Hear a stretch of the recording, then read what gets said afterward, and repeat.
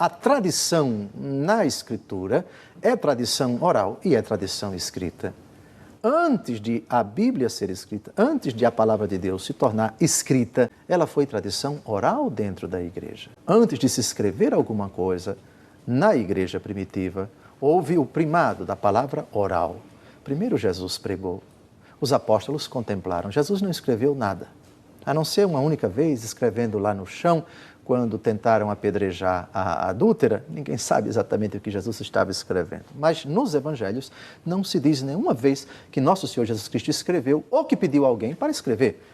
Somente no Apocalipse, aos anjos das igrejas, as 7 igrejas do Apocalipse, é que Jesus pede ao anjo da igreja de Tiatira, escreve, ao anjo da igreja de Sardes, escreve, ao anjo da igreja de Laodiceia, escreve, ao anjo da igreja de Esmirna, escreve, ao anjo da igreja de Filadélfia, escreve. Mas, fora disso, Jesus não pediu nos evangelhos a ninguém para escrever nada. Isso brotou naturalmente, depois que os apóstolos, após Pentecostes, pregaram. É que se sentiu a necessidade de se deixar por escrito aquilo que foi fruto da experiência dos apóstolos com o ressuscitado, com o nosso Senhor Jesus Cristo durante sua vida pública e como fruto também da sua própria pregação. Essa é a questão problemática de Martinho Lutero, só a palavra de Deus escrita. Mas na Escritura, o primado, no começo, não foi a Bíblia, foi a pregação oral. Tenho uma prova disso no início do Evangelho, segundo Lucas.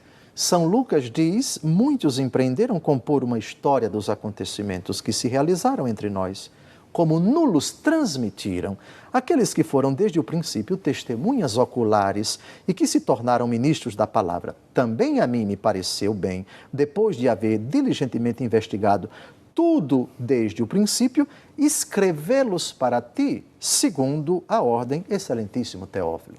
O próprio prólogo do Evangelho segundo Lucas mostra que antes do que estava escrito, do que foi colocado por escrito, havia a tradição oral. Essa tradição que ao longo dos anos se desdobrou na fidelidade à palavra de Deus escrita é o que nós chamamos de tradição oral.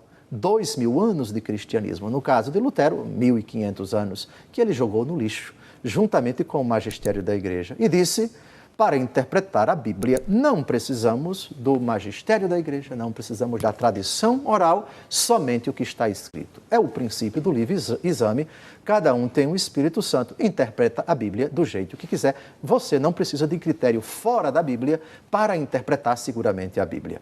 Princípio perigosíssimo, cujas consequências não cessam de aparecer até os dias de hoje.